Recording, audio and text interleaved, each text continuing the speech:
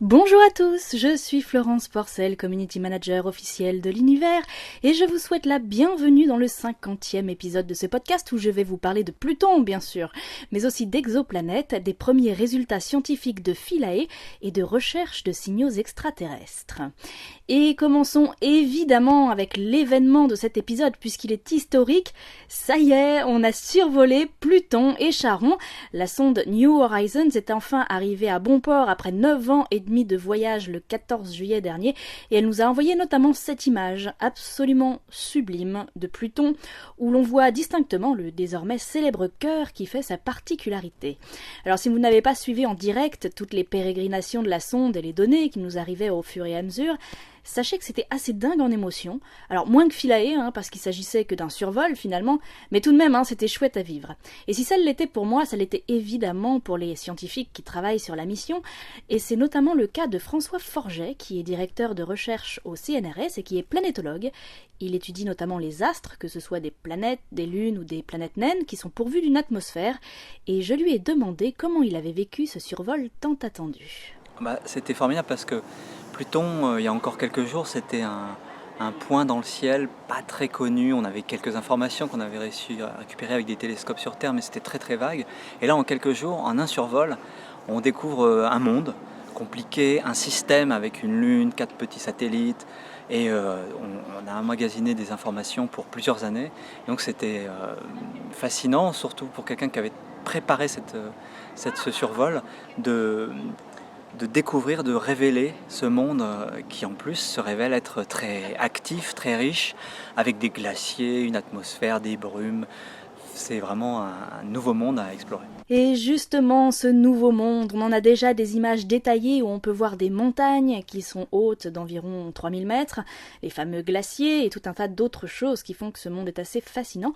En tout cas, personne ne s'attendait à ça et c'est hyper exaltant, alors du coup j'ai demandé à François Forget de me résumer ce qu'on savait déjà avec les premières données. Si on parle juste de Pluton, donc Pluton c'est pas très gros, c'est plus petit que la Lune, et que c'est vraiment pas juste un petit caillou dans l'espace, c'est une vraie planète avec un certain relief, ce qui était une surprise, avec des grandes montagnes, des montagnes qu'on pense être des montagnes de glace d'eau.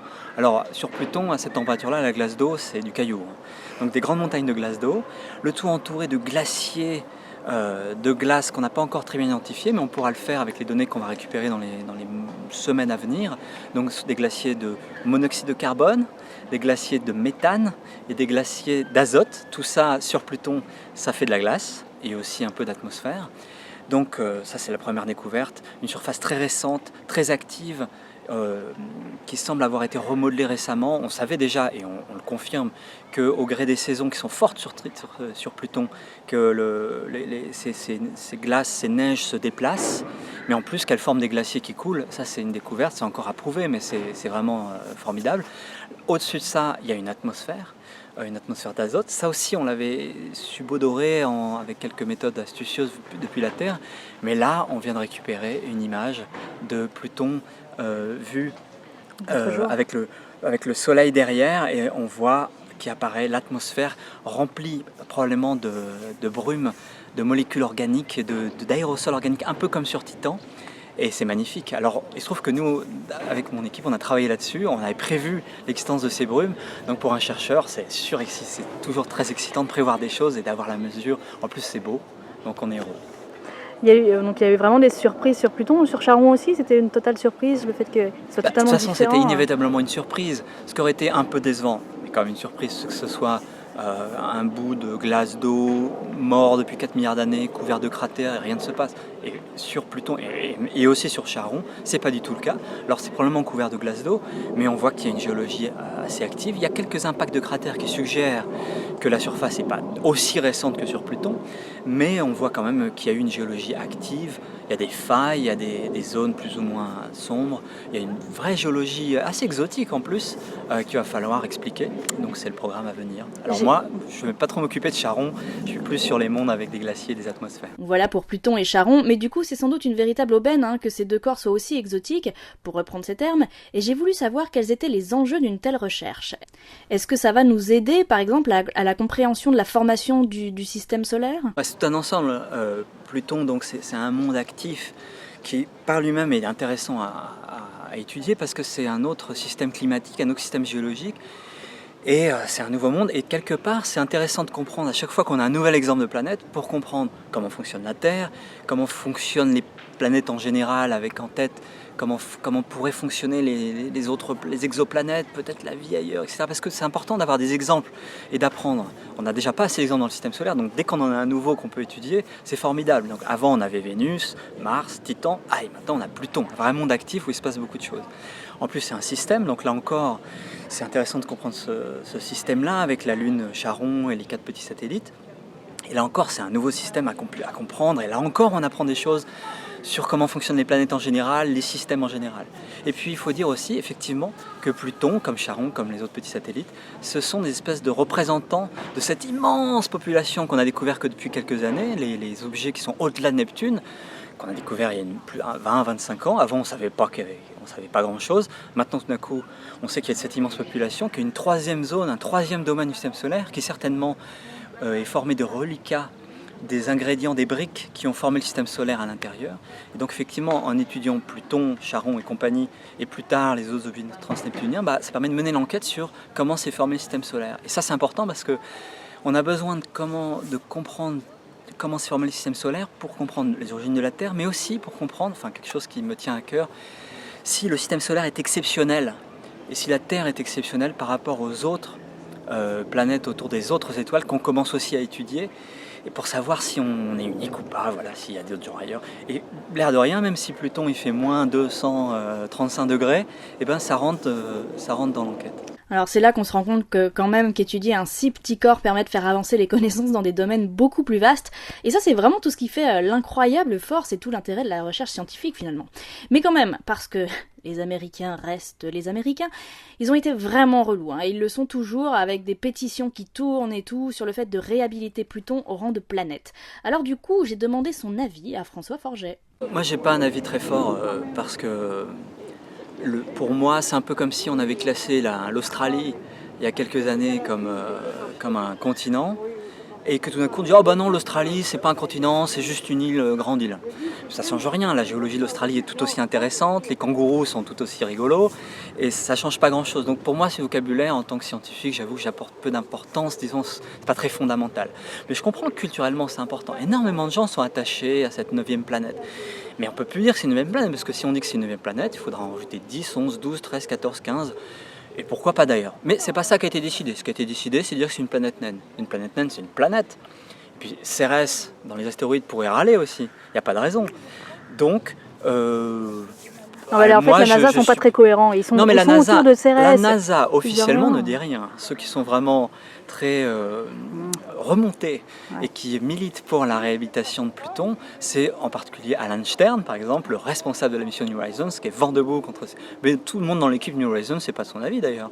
Mais aux États-Unis, c'est vrai que Pluton... C'était la seule planète découverte par les Américains, ça a un peu compté.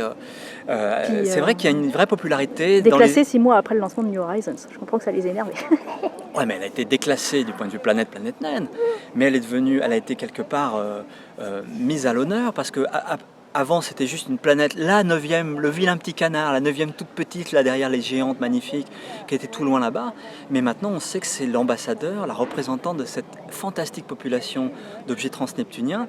Donc elle est devenue une planète naine, mais la plus belle, la plus connue, la représentante de cette population qui est autrement plus impressionnante que ce petit caillou tel qu'on l'imaginait il y a 20 ans. Donc non, elle a été promue en fait, promue comme chef des Plutoïdes, chef des objets transneptuniens, et c'est une belle promotion. Et ben voilà un discours tout à fait positif sur le statut de ce petit corps incroyable. Alors ça me fait penser qu'il faudrait que je l'intègre au compte Twitter de Pluton, tiens, ça va lui remonter le moral. Mais pour revenir à ce que je disais, c'est que là où ces personnes sont pas cohérentes, c'est que les Américains ont également une sonde qui étudie la planète naine Cérès depuis plusieurs mois, avec le fameux mystère de cette tache blanche, et que j'ai jamais entendu personne vouloir la réhabiliter à travers des pétitions, des prises de bec sur Twitter, etc. Donc bon, je veux dire, c'est tout le monde ou personne à un moment. C'est Pluton, Cérès et les autres, ou rien. Mais bon, bref, ils sont pas cohérents, ça m'énerve. Donc du coup, je vais traduire les propos de François Forget et l'envoyer à tout ce petit monde. Tiens, ça va me calmer. Bon, je râle, mais en tout cas, quand même. La NASA a fait un truc formidable que je tiens à souligner. Ils ont baptisé une partie de Pluton du nom de la plaine de Spoutnik, du nom évidemment du tout premier satellite artificiel mis en orbite autour de la Terre, qui était soviétique et qui a mis une très très grande baffe aux Américains à l'époque. Alors dans ces temps un peu tendus entre les États-Unis et la Russie, je trouve que c'est classe, élégant et presque bisounours finalement. Et c'est ça aussi que je trouve génial et émouvant dans l'exploration spatiale, c'est que on n'oublie jamais longtemps qu'on vit sur un même vaisseau, la Terre, et qu'au fond on doit tous, à défaut de l'être toujours, être copains. Alors la plaine de Spoutnik, moi je dis oui, bravo, et surtout merci. Et pour conclure sur Pluton, il faut savoir que les données arrivent kilobit par kilobit et à raison d'1 ou 2 kilobits par seconde, donc autant vous dire qu'on n'aura pas tout de suite. Surtout que New Horizons filoche toujours à grande vitesse dans la ceinture de Kuiper et qu'elle se trouve à environ 4,5 heures-lumière de nous. Donc en gros, on devrait récupérer les 50 gigabits de données au grand complet dans environ 16 mois. On n'a donc pas fini de faire des découvertes et d'en entendre parler de Pluton. Et justement, comme c'est toujours le cas dans les missions spatiales, une des infos de cet épisode est qu'on a enfin les premiers résultats de Philae, plus de 6 mois après son atterrissage sur la comète Churyumov-Gerasimenko. Alors tout ce qui va suivre provient des 63 heures qui ont suivi sa séparation d'avec Rosetta, pendant lesquelles 10 instruments ont effectué leurs mesures, sachant qu'en plus, le fait qu'il ait rebondi a fourni des informations supplémentaires, donc c'était une aubaine. Et justement, 25 minutes après le premier contact avec le sol cométaire, l'instrument COSAC a reniflé le nuage de poussière que ça a provoqué, et il a détecté des molécules organiques, dont 4 qui n'avaient jamais été détectées sur une comète. Alors je rappelle que ces molécules organiques ne sont pas du vivant, ce sont seulement, et là je cite l'article, des précurseurs de molécules importantes pour la vie, comme par exemple des sucres, des acides aminés ou des bases de l'ADN. En tout cas, toutes ces molécules donnent de nouvelles informations sur les processus chimiques en cours au moment de la formation du système solaire. Alors COSAC a également montré, grâce au rebond de Philae, que la comète n'était pas faite de la même manière partout et que sa composition dépend de l'endroit où on regarde. Alors du coup, un noyau cométaire, c'est un bloc moins homogène que ce qu'on pensait jusqu'à présent, ce qui explique pourquoi Rosetta et Philae ne détectent pas toujours les mêmes choses, et pourquoi aussi les résultats varient d'une comète à l'autre, notamment au niveau de l'eau. Je ne sais pas si vous vous souvenez de ces résultats de Rosetta, mais elle avait déjà détecté que l'eau qui compose Chury est différente de celle qu'on trouve sur Terre, alors que dans d'autres comètes, on avait trouvé la même chose que chez nous, ce qui avait mené au modèle qui propose que l'eau a été apportée sur Terre par les comètes. Alors le fait que l'eau soit pas la même sur Chury avait surpris les scientifiques, du coup. C'est une question de composition isotopique, très précisément, de rapport deutérium sur hydrogène qui peut varier d'un astre à l'autre. Bref, tout ça pour dire que toutes les comètes ne sont pas faites pareilles, ce que confirment les mesures de Philae. Alors un autre instrument, SIVA, a révélé, et je cite encore l'article, que les terrains proches du site d'atterrissage final de Philae sont dominés par des agglomérats sombres qui sont vraisemblablement de gros grains de molécules organiques. Les matériaux des comètes ayant été très peu modifiés depuis leurs origines, cela signifie qu'au premier temps du système solaire, les composés organiques étaient déjà agglomérés sous forme de grains et pas uniquement sous forme de petites molécules piégées dans la glace comme on le pensait jusqu'à présent. Ce sont de tels grains qui, introduits dans des océans planétaires, auraient pu y favoriser l'émergence du vivant. Donc là encore on avance. On pensait que les molécules organiques étaient mélangées à la glace, mais non, en fait elles se regroupaient déjà entre elles et restaient entre elles. Enfin, je personnifie un peu en disant ça, mais ce qui n'est pas pertinent puisque c'est pas du vivant, mais vous m'avez comprise. Et ensuite, autre résultat, une image panoramique a été prise par Philae, là où il se trouve, donc une image à 360 degrés, et non seulement elle révèle que les fractures qu'on peut voir à grande échelle avec Rosetta sont les mêmes que celles que voit Philae à l'échelle millimétrique.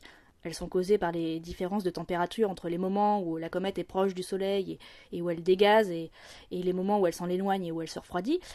Mais en plus, cette photo panoramique, prise avec 7 micro-caméras, elle montre que Philae se trouve dans un trou qui fait sa taille, avec 2 pieds sur 3 qui touchent le sol. Et enfin, l'instrument CONCERT a réussi à déterminer une zone de 21 mètres sur 34 mètres où se trouverait Philae, ce qui réduit fortement les endroits où chercher. Et voilà tout ce qu'on sait aujourd'hui avec les premières données qu'il nous a envoyées suite à son atterrissage mouvementé. Et ben ça remet pas mal en question tout ce qu'on savait jusqu'ici sur d'autres comètes. Alors le truc c'est qu'on n'en a pas étudié beaucoup non plus, même pas une petite dizaine en tout. Faudrait évidemment des données sur des centaines, j'imagine, pour commencer à avoir une idée globale de ce que sont ces gros blocs de glace cosmiques. Mais cette mission est quand même assez hallucinante, et le plus beau dans tout ça, c'est qu'on n'a pas fini d'en apprendre. Autre info de taille dans cet épisode, c'est l'annonce de la découverte de l'exoplanète Kepler 452b qui serait une énième cousine de la Terre.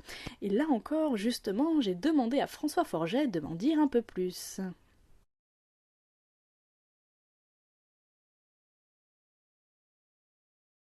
C'est vrai qu'on a déjà découvert des planètes a priori telluriques, rocheuses, pas trop grosses en gros, et autour d'autres étoiles qui, quand on estime l'énergie qu'elles reçoivent, pourraient éventuellement, on ne sait pas du tout, pourraient éventuellement être propices à l'eau liquide et à des océans.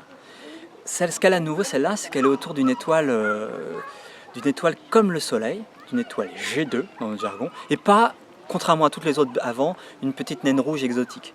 Alors c'est intéressant, et voici une manière de se dire pourquoi c'est intéressant. Il se trouve que les étoiles, les petites naines rouges, elles sont abondantes dans la galaxie et dans notre voisinage.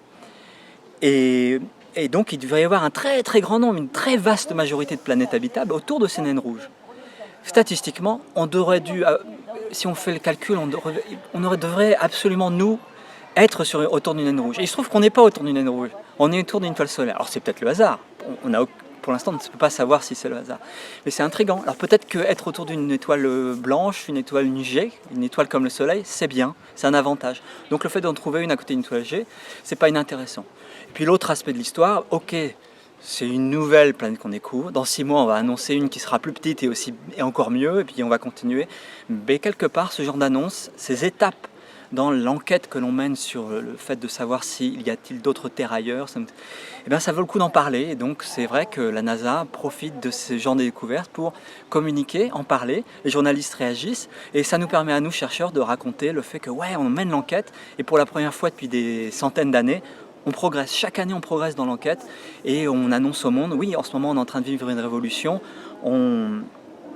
On a prouvé maintenant, on sait que autour de la plupart des étoiles, enfin un grand nombre d'étoiles dans notre galaxie, il y a des planètes rocheuses, souvent à la bonne distance. Donc il y a des milliards de planètes qui pourraient être habitables. Est-ce qu'elles le sont ? C'est l'enquête à suivre. Et ce qui est bien, c'est qu'on va justement mener cette enquête-là, savoir si la Terre est exceptionnelle, non seulement en tant que planète autour d'une étoile qui marche bien, mais aussi en tant que planète qui a réussi à maintenir des océans à sa surface avec la bonne atmosphère. Et on va faire des progrès sur cette enquête-là dans les années à venir. Et donc ça vaut le coup d'en parler tout le temps, de raconter qu'on fait ça.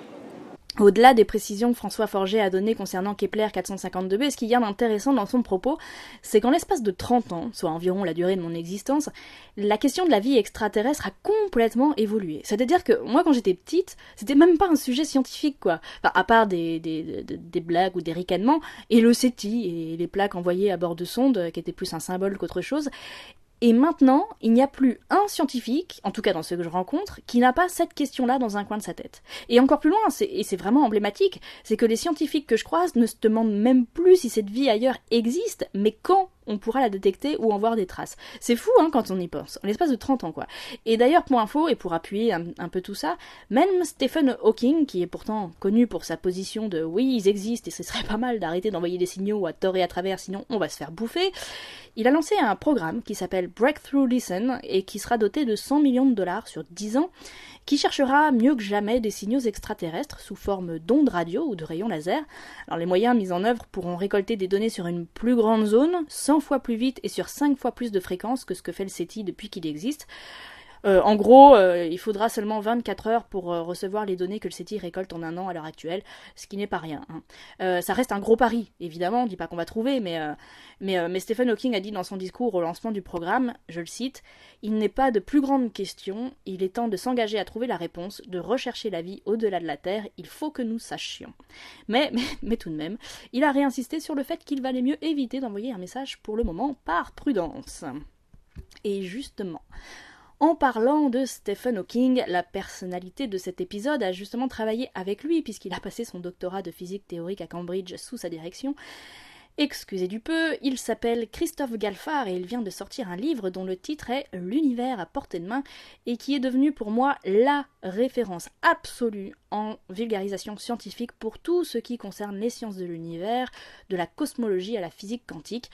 Ce livre est un voyage et c'est pas une image, puisque le narrateur s'adresse directement au lecteur et lui prend la main pour l'emmener partout dans l'espace et dans le temps, de l'infiniment grand à l'infiniment petit.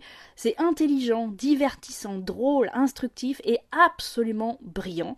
Mais je crois que c'est encore son auteur qui en parle le mieux. Il en a donné une définition qui est parfaitement exacte. Donc c'est vraiment une sorte de données de base sur ce qu'on sait, avec quelques petits pas dans l'au-delà. C'est une sorte de mise à niveau, de mise à jour du savoir humain. Ça fait super prétentieux dit comme ça. Non mais c'est ça. Mais il y a un peu de ça, c'est c'est pas un cours, c'est un voyage à travers ce qui se sait aujourd'hui. Et à partir de ça, on peut partir dans n'importe quel autre bouquin de vulgarisation qui sont un petit peu plus pointus, qui va dans certaines directions un petit peu plus loin. Et tout ça. C'est vraiment un socle. Ouais, c'est la base de ce qu'on connaît. Ouais. Et puisqu'avoir travaillé avec Stephen Hawking et avoir même coécrit un livre avec lui n'est pas suffisant, il a aussi eu Étienne Klein comme prof à Centrale, alors du coup j'ai pas pu m'empêcher de lui poser la question suivante. Comment, en ayant des profs comme Stephen Hawking et Étienne Klein, on arrive à se dire mais oui, moi aussi je vais faire des choses et je vais être au même niveau qu'eux. Pourquoi au même? Parce que c'est mieux. Bah oui, mieux. Avec ça. Je rigole. Non, mais c'est pas l'idée de faire mieux ou de faire moins bien ou d'être au même niveau ou j'en sais rien. De toute façon, quand t'es étudiant, t'es étudiant. Une fois que t'as fini tes études, de fait, tu deviens collègue. Il y a un côté hiérarchique dans la société française qui disparaît un peu à un certain moment, et en tout cas dans les pays anglo-saxons, qui disparaît immédiatement dès l'instant où, que ce soit le diplôme ou la fin d'un cursus, tu passes d'études d'élève à collègue, ou à ami, ou à je sais pas quoi. Et du coup, la vulgarisation scientifique faite par des scientifiques, il y en a plein. Et c'est pas en se disant... si on se met à se dire « Oh là là, Rome, c'est tellement beau que je pourrais jamais bâtir une maison de ma vie », on ne devient pas architecte. On s'inspire de ce qu'on voit autour de nous, on s'inspire de ce qui a été fait ailleurs, et puis la sensibilité de chacun est différente. Moi, je ne fais absolument pas de la vulgarisation telle qu'Étienne l'a fait, telle qu'Étienne Klein l'a fait, ni telle que Stephen Hawking l'a fait. Je pense avoir la mienne. Oui, clairement. Ils ont lu ton livre ? Alors Étienne, j'en sais rien. Steven, il l'a dans les mains, donc on verra bien. Bon, on passe des doigts. Et pour en revenir à Stephen Hawking, je lui ai demandé ce qu'il lui devait. Qu'est-ce que je lui dois ? Quasi tout. Je sais pas, c'est un peu comme en Grèce antique, où il y avait le maître et l'élève, le disciple, disons, voilà, moi j'ai été son disciple d'une certaine manière. J'ai quasi vécu 24/24 avec lui pendant 7 ans. J'ai appris à réfléchir, j'ai appris à voir comment le monde fonctionne avec la perspective d'aujourd'hui. J'ai appris à communiquer au grand public. J'ai appris à être joyeux dans l'appartenance à l'humanité. Et ce qui n'est pas toujours facile, mais ça s'apprend aussi, en tout cas c'est quelque chose que j'ai appris. Et après, je me suis mis à voler de mes propres ailes, mais ce socle-là, je lui dois complètement. Voilà, et quand même, je voulais en savoir plus à propos du livre, je vous laisse écouter notre échange à ce propos. Alors c'est une commande ou c'est un livre qui tenait à cœur de faire ? C'est moi qui voulais le faire, ça fait longtemps que je voulais faire un livre comme ça, c'est un projet personnel, disons. D'accord. Donc t'es allé voir un éditeur et tu leur as proposé le livre, ils ont dit... Ça a même été un petit peu plus compliqué que ça, parce que je voulais le publier en anglais, je voulais l'écrire en anglais, pour avoir accès au monde entier en fait, pour que ça touche tout le monde. Et du coup j'ai trouvé un pré-agent en Angleterre, qui m'a trouvé un agent, qui m'a trouvé un éditeur. Alors ça peut paraître compliqué comme ça, mais le coup du pré-agent c'est un peu plus rare. Mais en Angleterre tu es obligé de passer par un agent pour avoir un éditeur, sinon tu n'as pas accès aux éditeurs, tu es obligé. Et au final, ce qui est assez cool, c'est que du coup, il y a eu 2 étapes avant que ça arrive chez l'éditeur. Du coup, le livre était... Moi, j'étais déjà en confiance, vu qu'il y en avait déjà 2 qui avaient accepté de présenter le livre. Et c'était une sorte de dossier à l'époque. C'est un dossier qui fait à peu près 70 pages, où il y a une vingtaine des premières pages du livre, et puis le découpage entier du bouquin, de pourquoi j'ai envie de faire ça, de qui je suis, de pourquoi le monde a besoin d'un livre pareil, ce qui est toujours compliqué à définir. Mais voilà, donc c'est pas une commande du tout. Ok. Et j'ai lu au début que c'était traduit de l'anglais, donc tu l'as écrit en anglais directement. Je l'ai écrit en anglais, ouais. Parce que tu avais un éditeur anglais ou parce que c'est plus facile pour toi d'écrire en anglais? J'avais envie de l'écrire en anglais.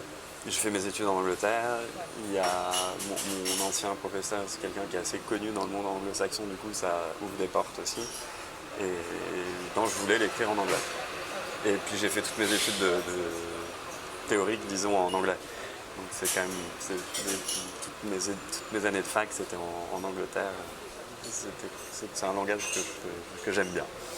Alors j'ai lu dans une interview, je ne sais plus où, que tu avais dû retirer des chapitres ou choisir des choses qu'il fallait enlever parce que c'était trop long. C'est vrai? Écrire un bouquin dont le but est d'essayer d'expliquer l'univers en entier en 400 pages, c'est chaud.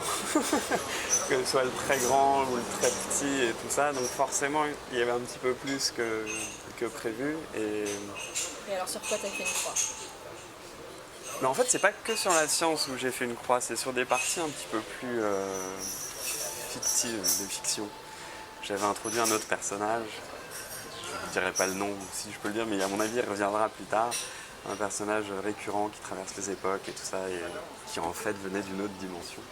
Ce qu'on était censé découvrir à la fin du bouquin. Mais ça, je l'ai viré parce que on m'a suggéré de l'enlever déjà, donc c'était une idée. Mais c'était ça les premières pages du livre qui font que j'ai vendu le livre, c'était dedans. D'accord. Et ce qui était dans mon dossier de départ n'est plus dans le livre au final. Mais ça c'est classique, je pense. Et donc il y aura une suite avec ce personnage? Une suite, j'en sais rien vu qu'il n'est pas dedans, mais un livre dans lequel il y a ce personnage, oui, il sera peut-être viré à nouveau, mais on verra bien. Parce qu'il existe dans ma tête, c'est déjà ça. Mais si je vais écrire un autre livre du même style sur un autre sujet, oui. D'accord. C'est prévu. D'accord, et donc tu vas écrire un autre livre. Est-ce que tu fais toujours de la recherche? Non, je ne fais pas de recherche depuis quelques années. Là, écrire un livre comme celui-là, c'est du plein temps, voire plus. Et j'ai absolument pas le temps de faire les deux. J'adorerais. Je ne sais pas comment les gens font pour faire les deux en même temps. Moi, j'y arrive pas. C'est tout mon esprit, tout mon temps, il est dans l'écriture pour des bouquins comme ça. Et si tu devais refaire de la recherche un jour, sur quel sujet tu aimerais travailler?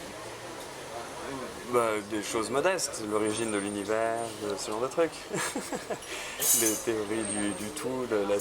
Bon, disons que si je devais continuer à faire de la recherche dans le domaine dans lequel je m'étais engagé au départ, c'est ça. C'est essayer de trouver des théories qui expliqueraient tout. Ou en tout cas de faire un pas dans cette direction, contribuer à cette recherche-là. Si je devais changer, ou si je pouvais changer, c'est l'origine de la vie. Ouais, j'aimerais bien partir là-dedans. Est-ce que tu as été réellement traumatisé par une grand-tante et des vases moches? Non, pas du tout. Mais pourquoi tout ça? Je ne sais pas, tu en as parlé à un psy? Je devrais. Mais je ne sais pas, en psychanalyse, à quoi représente le vase. Je crois que c'est la virginité, non? Si, il me semble bien. Maintenant, c'est toi qui me le fais réaliser là, à l'instant. Je crois que dans la symbolique des tableaux de la Renaissance, le vase brisé c'est la virginité perdue. Donc il y a peut-être un peu de ça, de virginité face à la compréhension de l'univers, mais j'affabule là, je n'y avais jamais pensé, mais il y a peut-être de ça inconsciemment qui s'est glissé dans le bouquin. Génial. De virginité de connaissance du monde qui se brise et où tu deviens un petit peu lucide sur ce qui... Et tu découvres du plaisir du coup aussi, oui. Forcément. En fait, ce qu'on pense à chaque fois qu'on a fini ce genre de livre, notamment celui-là, c'est qu'on sait plein de choses sur l'univers, mais plus on en sait et moins on se rend compte qu'on en sait. C'est très Alors je dirais pas ça, je dirais que plus on en sait sur l'univers, plus les mystères s'éloignent et plus ils deviennent grands. C'est pas... on en sait quand même vachement plus qu'avant. On comprend énormément de plus de choses qu'avant. Les mystères d'antan, pour la plupart, sont plus là. On a des réponses et les mystères de la science d'aujourd'hui, en revanche, sont gigantesques comparés à ce savoir-là. Potentiellement, oui, dans les chiffres qui sont souvent sortis, il y a 96% même de la substance, je ne sais pas quoi, de ce qui nous entoure dans l'univers tout entier, qui est inconnu. Mais dont les théories d'aujourd'hui nous ont permis d'une certaine manière de détecter l'existence. Après, c'est peut-être des théories qui sont à revoir, j'en sais rien, mais il y a de fortes chances, en tout cas, une sorte de consensus aujourd'hui qui pense que ça existe vraiment, ce 96% d'inconnus. Ce que c'est, j'en sais rien, mais sans la théorie d'aujourd'hui, on n'en serait même pas conscient de cet inconnu-là. Donc les mystères, ils grandissent. C'est chouette. Oui, c'est chouette. Voilà, ce garçon est formidable, que voulez-vous que je vous dise? Il a toutes les qualités, c'est assez agaçant. Sérieux, son bouquin, il devrait être au programme de tous les collégiens, quoi. C'est limpide. Si vous voulez vraiment tout comprendre de l'univers dans lequel on vit, et ça inclut la redoutable physique quantique, mais foncez! Et il tient la promesse qu'il fait à la première page, à savoir qu'il n'y a qu'une seule équation, et c'est E égale mc au carré. Et c'est tout! Il l'explique évidemment quand elle doit intervenir, mais voilà, bref, c'est brillant, c'est une référence, voilà, je ne me lasserai pas de le conseiller pour tous ceux qui me demandent de quoi débuter dans ce genre de domaine. Mais restons dans la culture. Tiens, plusieurs choses à vous signaler dans cette rubrique. Déjà, évidemment, le Festival d'astronomie de Florence du 7 au 14 août qui fête ses 25 ans cette année. Il y a des ateliers, des conférences, des soirées d'observation, tout un tas d'activités excitantes et vous pourrez par exemple y voir François Forget, justement, qui parlera de Pluton, mais aussi Sylvie Vauclair à propos du Soleil et de la matière noire, l'astronaute Jean-François Clairvoy qui expliquera le lien entre les sciences et la pesanteur, ou encore Marc Lachiazeret sur le temps, Roland Lehoucq qui décryptera Interstellar, et Cédric Villani, Hubert Reeves, enfin bon voilà, j'arrête le name dropping, mais ce festival, c'est un festival justement. Quel jeu de mots formidable. Et c'est un Disneyland puissance 1 million pour moi. Voilà, j'irai un jour, non mais j'irai. Bon, si vous y passez, amusez-vous bien en tout cas, et live tweetez, des fois que je passe sur Twitter au mois d'août, ça peut m'arriver, n'hésitez pas. Si vous n'êtes pas du côté du sud-ouest, je vous signale que du côté de Lyon, le planétarium de Vaux-en-Velin organise des vacances sur Mars. Ça a l'air trop chouette, mais j'ai pas eu l'occasion d'y faire un tour malheureusement. Vous pourrez y simuler un vol spatial, voyager dans l'univers avec un Oculus Rift, là les lunettes de réalité virtuelle, mais aussi construire votre habitat martien avec le logiciel Minecraft, faire de la recherche scientifique comme si vous étiez sur Mars, guidé par un médiateur, fabriquer l'élément de votre choix d'une base martienne qui sera imprimé en 3D et ensuite intégré à la construction, prendre un selfie martien, etc., etc. C'est jusqu'au 7 août, et si j'avais été à Lyon à cette période, j'avoue que je vous aurais bien piqué 1 ou 2 enfants pour y aller avec eux, c'est plus rigolo comme ça. Et en parlant d'enfants, tiens, si vous avez entre 8 et 14 ans, ou si vous êtes entouré de personnes de cet âge, sachez que l'Agence spatiale européenne vous propose de faire un dessin qui sera ensuite gravé sur le télescope spatial Khéops, actuellement en cours de construction, et qui servira à observer les exoplanètes. Alors, pour qu'il puisse être gravé, il faut qu'il soit en noir et blanc, il y en aura 3000, mais c'est quand même trop la classe de se dire qu'un de ces dessins sera envoyé dans l'espace sur un engin qui observera peut-être des planètes habitées. Enfin moi je dis ça, je dis rien, vous faites ce que vous voulez. Je mettrai évidemment le lien avec toutes les infos pour participer sous la vidéo et sur mon blog, et sachez que Khéops sera mise en orbite fin 2017. Et si vous participez ou si vos enfants participent, n'hésitez pas à m'envoyer une photo du dessin, ça m'intéresse, j'en ferai une petite compilation, voilà, si j'en ai quelques-uns, que je mettrai dans mon prochain podcast. Vraiment, enfin, ça m'intéresse de les voir, je serais ravie. Voilà, n'hésitez pas, je mettrai mon adresse mail également, ou envoyez-les-moi sur Twitter ou par Facebook, enfin voilà, n'hésitez pas. Et enfin, pour cette rubrique culture, j'aimerais revenir sur l'exposition Space Girls, Space Women, parce que j'ai été conviée à l'inauguration au Musée des Arts et Métiers à Paris au mois de juin, et pas mal de participantes étaient là, dont celle dont j'avais diffusé une partie des vidéos dans l'épisode précédent d'ailleurs.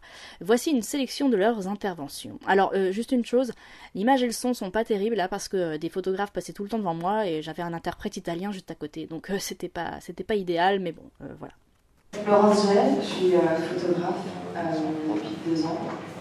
Je couvre d'habitude pas mal les zones de conflit dans le monde, et quand on m'a proposé ce projet, j'ai été séduite parce que c'est quelque chose de très beau et très calme par rapport aux aux zones de guerre, et notamment à Kourou, où j'ai vu toutes ces nationalités différentes travailler ensemble pour lancer une fusée qui était Ariane 5 à ce moment-là, alors que dans le monde, certaines nationalités peuvent se faire la guerre. Et actuellement, je travaille sur l'étude de ces objets. Quand il y a une collision, une explosion dans l'espace, combien de débris sont générés, comment ils vont se mouvoir autour de la Terre, pour préparer les futures missions de nettoyage de l'espace. Et en fait, quand je suis arrivée en 5e, j'ai un professeur de technologie qui m'a proposé un club sur le collège qui justement permettait en fait de fabriquer des fusées, de faire d'autres projets scientifiques pour faire des concours pour financer nos fusées. Et donc assez rapidement, je suis rentrée et ce club m'a un peu sauvée parce que j'étais dans une phase de dépression. Et ça m'a donné envie de bosser pour retravailler les maths, pour comprendre ce que je faisais, la physique, l'anglais pour les concours à l'international et tout ça. Et en fait, ça a été vraiment quelque chose que j'ai énormément aimé parce que j'étais autour de passionnés qui étaient heureux de ce qu'ils faisaient. Et ça motivait énormément. Ce que j'apprécie beaucoup avec le C-Space, c'est que ça donne un premier pas vers l'ingénierie spatiale au final, parce que c'est ce dans quoi j'aimerais bien travailler. Pour l'instant, je fabrique des fusées expérimentales, qui sait, je fabriquerai peut-être des vraies fusées qui lancent des satellites, ou bien des sondes vers Mars ou d'autres planètes plus tard. J'ai toujours été très intéressée par les étoiles et l'astronomie, mais pour moi c'était un peu un rêve inaccessible, pas parce que j'étais une fille, mais plus parce que c'était quelque chose de tellement grandiose que je n'imaginais même pas pouvoir faire quelque chose comme ça. Donc j'ai un profil d'ingénieur généraliste, donc j'ai étudié à Alexis à La Rochelle, une école en 5 ans. Et une des choses que je savais à l'époque, c'était que je voulais absolument une expérience à l'étranger. Et donc j'ai fait une expérience en Allemagne, un stage au cours de mon cursus. Et c'est là que j'ai appris que le centre d'opération de l'ESA était à Darmstadt.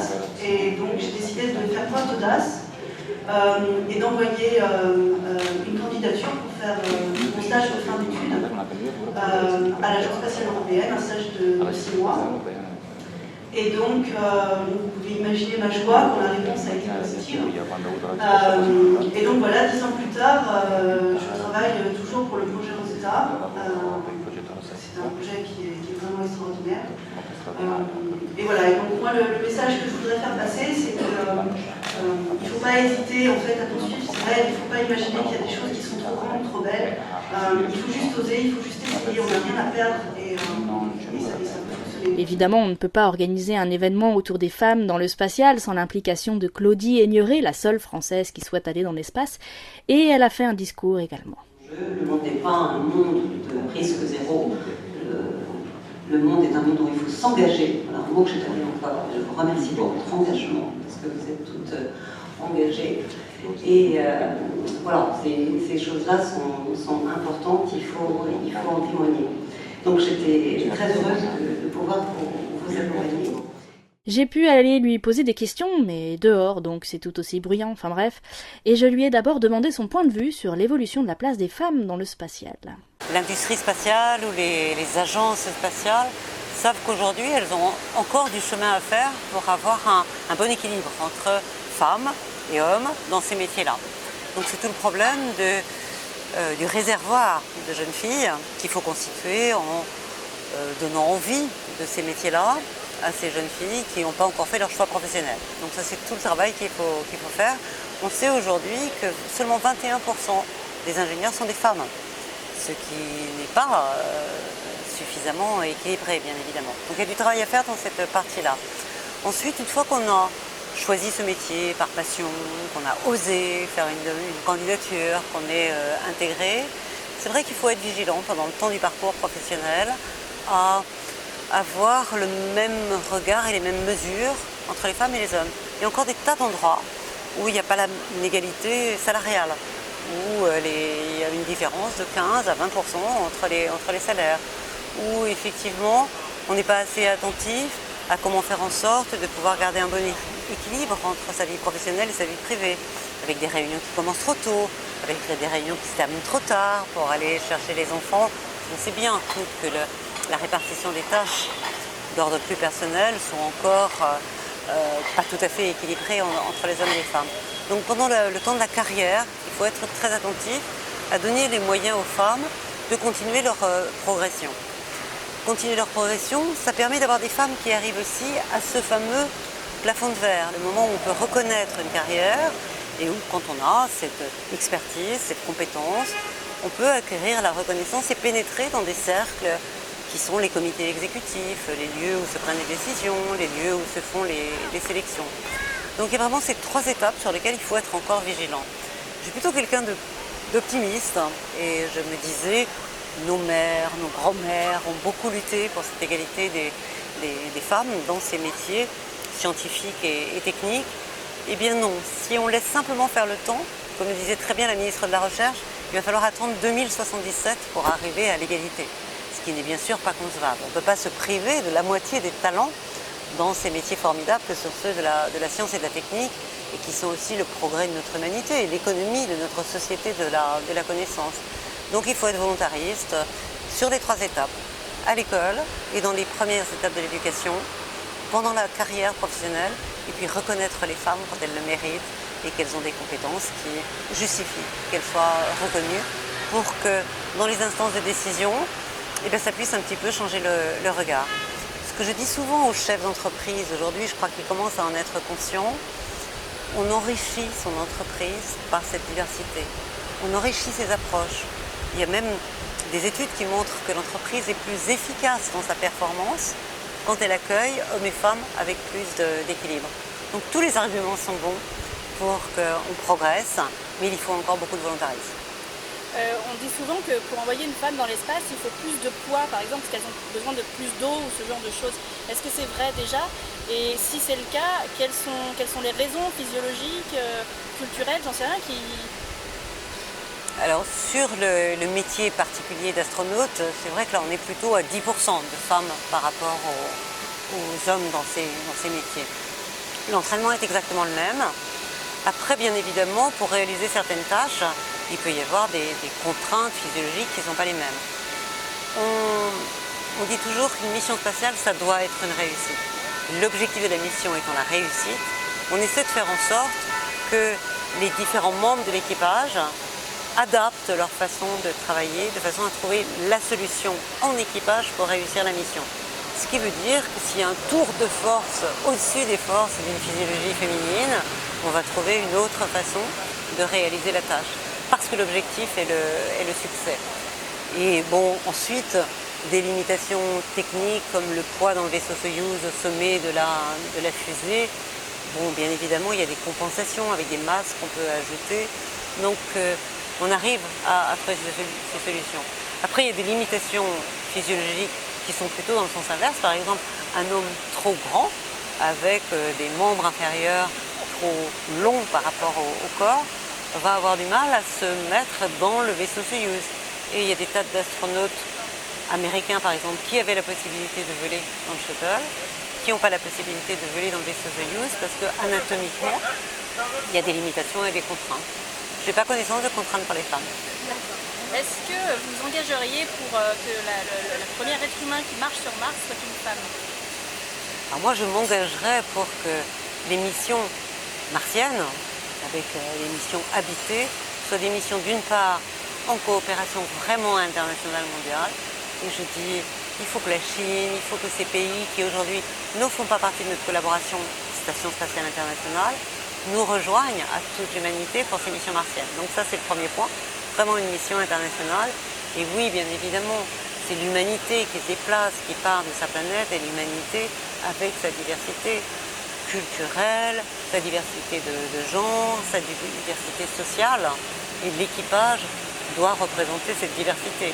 Alors un équipage pour une mission spatiale, c'est de toute façon déjà un équipage sélectionné. Parce que bien évidemment, il y a beaucoup de candidats et peu d'élus. Mais parmi ceux qui sont sélectionnés dans ce processus de sélection, je crois qu'on doit avoir un regard à constituer effectivement un équipage riche par sa diversité, dont les femmes et les hommes. Est-ce que vous diriez oui pour une mission vers Mars si elle vous appelait? Alors je dirais oui sans problème pour une mission de retour sur la Lune. Pour une mission martienne, je sais que ça n'est pas pour une personne de mon âge aujourd'hui, que moi ce que je peux essayer de faire, c'est de rendre l'avenir possible, comme le dit Saint-Exupéry. Je ne suis pas là pour le prévenir, mais le rendre possible. C'est-à-dire lever des obstacles techniques, lever des obstacles psychologiques, proposer des recherches pour améliorer ou la propulsion ou le vol en lui-même. Oui, ça, je m'y engage et c'est important. Et je pense qu'à toute génération, il y a ces rêves. Moi, je fais partie de la génération, malgré tout, des pionniers de l'espace. Bon, je ne suis pas une pionnière au terme de Gagarine ou Valentina Tereshkova, mais voilà, quand même une des premières. Et aujourd'hui, je pense que c'est une génération qui a ce rêve de la mission martienne. Moi, je peux y contribuer, mais c'est pas moi qui martierai. C'est super émouvant pour moi d'avoir pu lui poser quelques questions en face à face. Alors si jamais elle tombe sur ce podcast, je la remercie infiniment de m'avoir consacré ces quelques minutes. Et sa réponse à propos de la Lune m'avait beaucoup surprise d'ailleurs. Et puis quelques jours plus tard, le tout nouveau directeur général de l'Agence spatiale européenne, que Claudie Agneray conseille, a annoncé vouloir construire une base scientifique sur la Lune pour l'après-station spatiale. Donc du coup, ses propos ont pris sens à ce moment-là. Et non mais sérieux, ça aurait de la gueule quoi. Une base scientifique sur la Lune, mais trop bien. Moi je veux bien aider s'il faut des volontaires. Même si c'est pour faire le ménage ou organiser le planning de construction du bousin, je vous préviens, moi je prends tout, oulala, moi je veux bien aider. Et pour revenir d'ailleurs à l'expo Space Girls, Space Women, donc c'est une expo photo aux arts et métiers, pour l'instant à Paris, sur les grilles, donc c'est dehors, dans la rue, vous pouvez y aller, c'est gratuit évidemment. Et il y a également l'application iPhone, je suis pas sûre qu'elle existe pour Android, faudra voir, elle s'appelle Space Girls. Et évidemment, vous pouvez y retrouver toutes les interviews en vidéo des femmes qui ont participé. Il y a aussi un quiz, un super quiz. Moi je m'amuse. De temps en temps, je vais faire un quiz. Je m'amuse avec ça. Enfin voilà, elle est top cette application. La date de cet épisode, c'est un record. Le 29 juin dernier, le cosmonaute Gennady Padalka est devenu l'être humain ayant passé le plus de temps dans l'espace, en battant le précédent record de 803 jours. Et puis il va pas s'arrêter là, puisqu'il fait partie, avec l'américain Scott Kelly, de la mission d'1 an à bord de l'ISS pour préparer les futures missions habitées vers Mars. Donc il va carrément exploser son propre record en descendant, ce qui devrait faire en tout 878 jours, soit presque 2 ans et demi en tout passés en apesanteur. Le vénard. En tout cas, ça lui donnera le temps de faire des tas de photos, et ça nous amène au bidule connecté de cet épisode, qui est une carte interactive, justement des photos prises depuis la station spatiale, avec la première lettre du prénom de l'astronaute qui les a prises. On peut voir d'un seul coup d'œil que l'italienne Samantha Cristoforetti en a pris beaucoup, même si elle est revenue sur Terre maintenant, et évidemment on peut cliquer sur chaque petit repère pour découvrir la photo en petit, et ensuite on peut recliquer dessus pour la voir en plus grand. C'est une bien jolie façon de visiter notre planète, en tout cas. Si vous n'avez pas la chance de partir en vacances, comme c'est mon cas, du coup, c'est chouette. Restons dans les photos avec les images de l'épisode, et alors là, on est gâté. Côté martien, déjà, il y a ce caillou hyper chelou sur lequel est tombé Curiosity. C'est fou, un caillou comme ça. Mais pour du rêve, voici 2 photos d'Opportunity où je trouve la lumière absolument sublimissime. Voilà, c'est beau. Voilà, c'est beau. Il y a rien d'autre à dire. D'ailleurs, je ne dis plus rien, voilà. C'est beau. Et surtout cette vidéo d'Opportunity toujours, où la NASA a compilé 11 ans des pérégrinations du petit rover sur le sol martien, et ça donne un résultat aussi hypnotique qu'émouvant.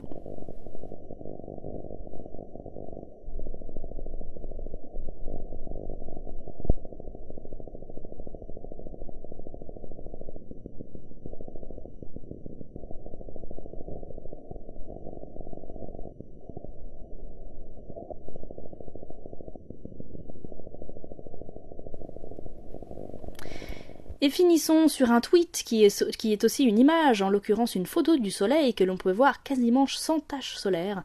C'est assez impressionnant, et en tout cas on vit autour d'une bien belle étoile, ma foi.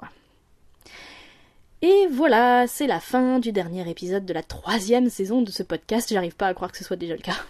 50 épisodes. Et vous êtes toujours plus nombreux à le suivre, vous n'avez pas idée d'à quel point ça me fait plaisir. C'est pour ça que je continue aussi, parce que au risque de me répéter, c'est un boulot de malade. J'espère que les entretiens que j'ai faits vous auront plu. Bon, c'était pas toujours dans des conditions idéales là, mais ça me tient à cœur de vous proposer des images à moi, puisque j'ai la chance de côtoyer des gens incroyables. Autant en faire profiter tout le monde. Avant de vous quitter, je voudrais vous signaler 2 courts-métrages de science-fiction. Le premier, qui traite du voyage dans le temps, qui a un super scénario et des super comédiens. Il s'appelle One Minute Time Machine. Et un autre qui a un scénario tout pourri, mais qui a la particularité d'avoir été entièrement filmé à la lumière de la Lune. Je vous signale aussi le projet Conquest Space qui regroupe les témoignages de différents acteurs de la nouvelle conquête spatiale, je cite, c'est pas moi qui le dis, et en l'occurrence j'ai témoigné. Alors chaque témoignage s'achète au prix de 2,99€ à lire sur Kindle. Celui de Thomas Pesquet est disponible gratuitement en PDF sur le site si vous voulez, mais il y a aussi Romain Charles, le français qui a participé à Mars 500, Thomas Pesquet donc, le prochain français à partir dans l'espace, et Marie Mirage notamment, comme elle se nomme, une femme incroyable de 76 ans qui pilote des avions de chasse, alors qu'elle est civile, et qui sera l'une des premières à effectuer un vol dans une navette de tourisme spatial.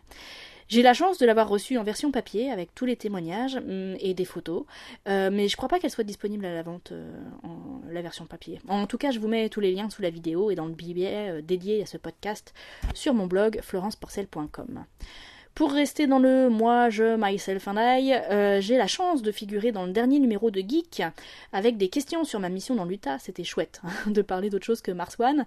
Et au-delà de mon interview, je vous le conseille vivement parce qu'il est entièrement consacré aux femmes dans la culture geek.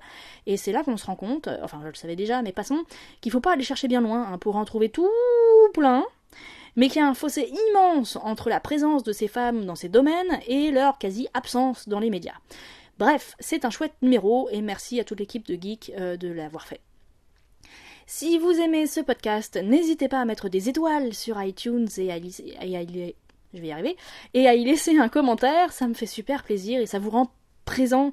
Enfin, ça a l'air con dit comme ça, mais enfin je sais pas forcément qui m'écoute derrière, voilà, et donc un petit message, je sais qui vous êtes, que vous êtes là, enfin voilà, ça me fait plaisir, et pareil, n'hésitez pas à mettre des étoiles ou un commentaire sur Stitcher pour la version audio. Vous pouvez liker ma page Facebook si vous voulez des infos tous les jours quasiment, que ce soit pour l'actu du spatial ou l'actu de ce que je sors comme contenu, et c'est l'occasion d'avoir des échanges en commentaire si vous le souhaitez avec moi, voilà. Vous pouvez me suivre sur Twitter où je partage aussi pas mal d'infos et où je live tweet des événements comme des conférences de presse de la NASA ou des lancements de fusées. Et bien sûr, si vous voulez m'aider, abonnez-vous à ma chaîne YouTube et partagez mes vidéos le plus possible si vous trouvez qu'elles en valent le coup. Je tiens à remercier l'ensemble de mes tipeurs pour leur générosité qui m'a permis d'acheter du beau matériel, qui m'a notamment permis de filmer Christophe Galfard et Claudie Agnuret pour ce numéro 50. Voilà, je vous souhaite un bel été, n'oubliez pas de rester le nez en l'air, à ne rien faire évidemment, à regarder les étoiles, filantes ou pas, et les passages de l'ISS au-dessus de nos têtes. Il y a des applis et des sites qui vous indiqueront les horaires exacts pour la voir. Bien entendu, prenez soin de vous, prenez soin de notre planète, et je vous dis à très bientôt.